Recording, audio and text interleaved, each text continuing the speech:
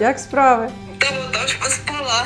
Я вареники зібралась робити, Ce soir, Olga prépare son Noël ukrainien à Poitiers, à 2000 km de sa mère.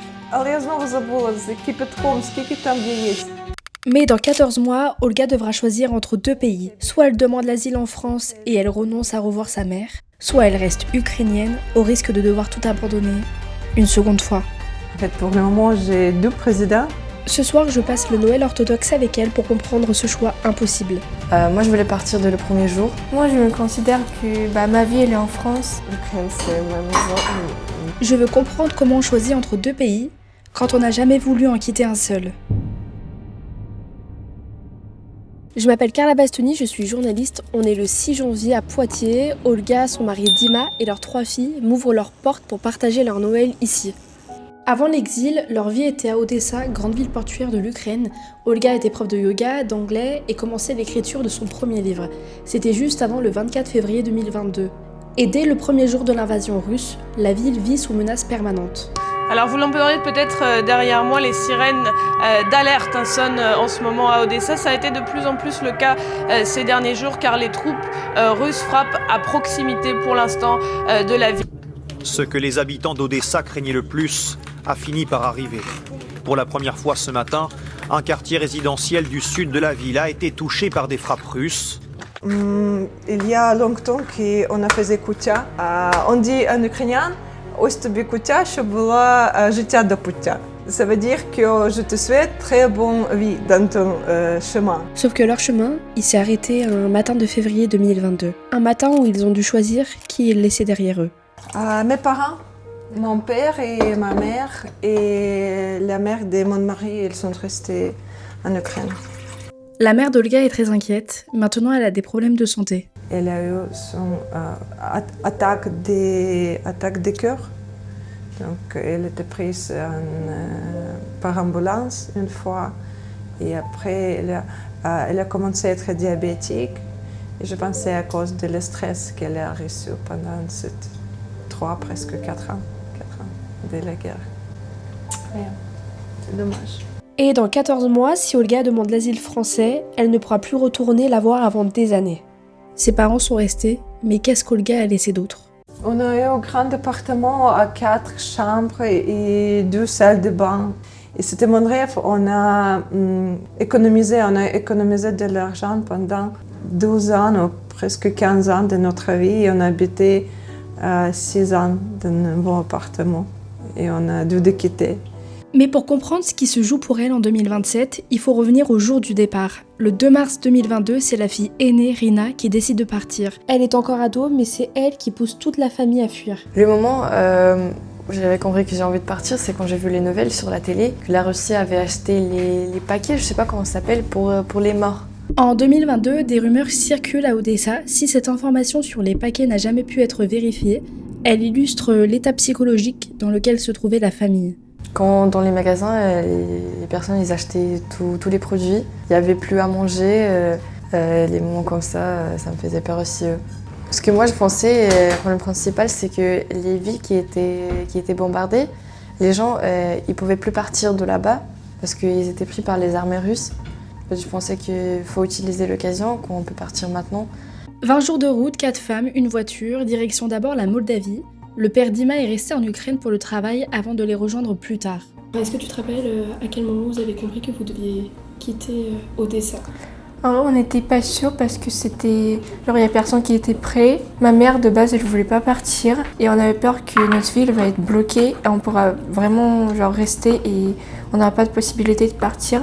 Du coup, on pensait maintenant, vu qu'on ne sait pas qu'est-ce qui va arriver prochain jour, on va partir pour la sécurité. Et après, s'il y a un truc, on pourra revenir toujours. Au début, la famille pensait que ça ne durerait pas. Pourtant, Olga s'est préparée au pire. Je pensais de la guerre, de la Seconde Guerre mondiale. Donc je pensais que ça durait minimum 4 ans. Non. Il me semble que j'étais prête de passer 4 Noëls sans mon pays. Et elle avait raison. Maintenant, une autre échéance approche, mars 2027. C'est la date limite de sa protection temporaire en France. Après, elle et sa famille devront choisir. Tous mes amis qui habitent en France demandaient la protection, donc ça veut dire avoir le titre de séjour français. Mais c'est dur pour moi de prendre les décisions comme ça parce que tu n'as pas le droit pour retourner en Ukraine minimum 4 ans. Et ça veut dire que tu n'es pas ukrainien, tu seras français. En fait, Olga vit en France grâce à un statut qui a été créé au début de l'invasion russe, la protection temporaire. Un régime exceptionnel qui a permis aux Ukrainiens de s'installer où ils voulaient en Europe avec un titre de séjour provisoire. Aujourd'hui, il est prolongé jusqu'au 4 mars 2027, sauf si l'Union européenne décide de le prolonger à nouveau. Et après, il faudra demander un autre titre pour rester ou demander l'asile. Mais si elle demande l'asile, retourner en Ukraine devient, dans les faits, extrêmement compliqué et risqué pendant des années. Concrètement, ça veut dire pas de Noël avec sa mère, pas de visite si elle retombe malade, et l'idée même d'un retour, même bref, devient un risque majeur. Pour les Nouvel An, j'ai écouté Zelensky et j'ai écouté Macron. C'est entre deux pays.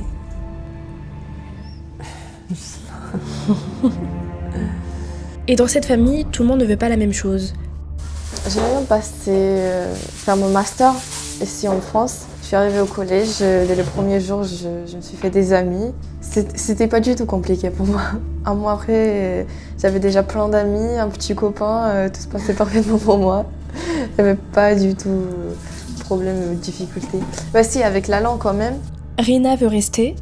Moi, je me considère que ma vie, elle est en France. Je connais plus l'histoire française que ukrainienne. Sophia, elle, ne se souvient presque plus de l'Ukraine. J'étais en France, j'habitais ici 1 an et 3 mois. J'ai commencé à apprendre, mais après, j'ai reparti en Ukraine. C'était quand ça? C'était 2023, en été. Et j'ai resté avec mon père là-bas. Je ne continuais pas à étudier le français parce que je pensais que je resterais en Ukraine et la guerre aussi. Oui. Et donc tu es revenue? J'ai revenu en mai. Je ne voulais pas rester ici. Tu ne voulais pas rester ici? Non. L'Ukraine, c'est ma maison, mais je voulais rester là-bas avec mes amis et mon collège. Varvara et son père Dima, eux, veulent rentrer. En tant que père de 3 enfants, Dima a pu quitter l'Ukraine en toute légalité.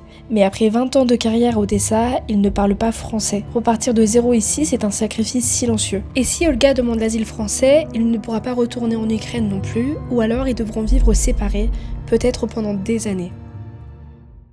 Pour comprendre ce qu'Olga s'apprête peut-être à sacrifier, il faut savoir à quoi ressemblait un jour de Noël chez elle. Oui, avant la guerre, on a toujours fêté le 6 janvier.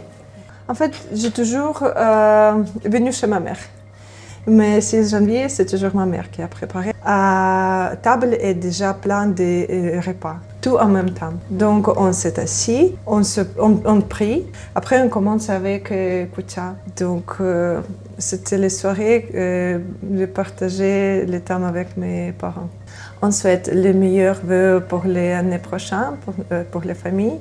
On a chanté et après, on était assis dans la table qui a été préparée par ma mère. Voilà. Est-ce que le fait de continuer à faire Noël en famille, est-ce que c'est une manière aussi de dire que la guerre n'a pas tout pris? Oui, c'est évidemment pas tout pris. Nous sommes les familles, nous sommes intégrés entre le français, on étudie les langues, les filles à d'amis, mais ici on garde notre repas. Si j'ai tenu à être là ce soir, c'est parce que j'allais assister à quelque chose de spécial. Si tu veux, tu peux essayer de faire pareil. Ok.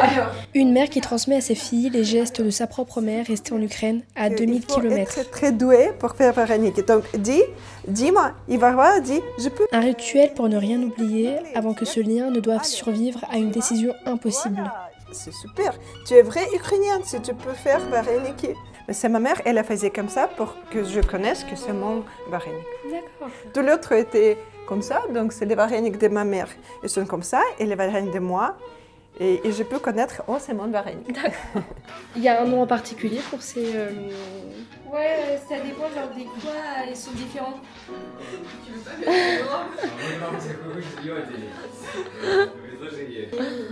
Pour moi, Avant le repas, le temps s'arrête pour une prière. Що Христос народився. Благодаримо тебе за нашу родину. Ось вам, дітки, куття, щоб було життя до пуття. А може ви своїм дітям будете казати таке? Да, починаємо з кутті. Oui, mais du coup, c'est les plats que mes grands-parents ils préparent pour le Noël, qu'on le fait en Ukraine. Et donc vous le reproduisez ici en France.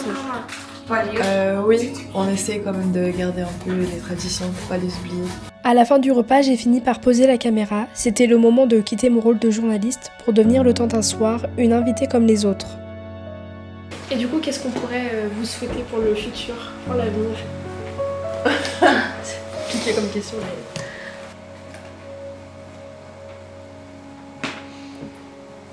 En fait, j'aime bien la France. J'ai appris aussi beaucoup en France. Et c'est vraiment, je dis toujours à ma mère, maman, tu sais, c'est très intéressant pour les personnes en retraite ici de vivre. Et tous les fêtes ici, tous les concerts, tous les repas partagés, tous les cette guinguette toujours. Et si je pouvais parler, si je pouvais trouver un travail, je voulais rester ici. Mais en fait, vraiment, je voudrais que mon pays sera au paix, sans guerre et tranquille et avec toutes les possibilités pour le développement. Et si mes enfants veulent retourner étudier ici, par exemple, Sophie, elle peut avoir son métier comme architecte et retourner en Ukraine, pourquoi pas. Il n'y a rien à voir de métier de journaliste et retourner en Ukraine. S'il y a des possibilités, s'il y a du travail, oui, on peut retourner. On peut s'adapter aussi. Donc, oui, je souhaite paix pour mon pays, mais par rapport à moi, aucune idée. Si je peux avoir les droits pour vivre ici, j'espère qu'on peut trouver travail, logement, maison, en Ukraine ou en France, on verra. C'est une belle fin, c'est une belle conclusion. C'est ça. Merci en tout cas. Merci. Ce soir, Olga n'a pas choisi. Peut-être parce qu'on ne devrait jamais avoir à choisir entre deux morceaux de soi. Mars 2027, c'est dans 14 mois. D'ici là, elle vivra entre deux pays, comme près de 35 000 Ukrainiens bénéficiant de la protection temporaire en France. En attendant, elle continuera d'appeler sa mère pour les recettes, à faire des vareniki comme là-bas, et à transmettre ce qu'elle peut. Parce que peut-être que c'est ça résister. Garder vivant ce qu'on aime, même quand on ne sait pas où l'on sera demain.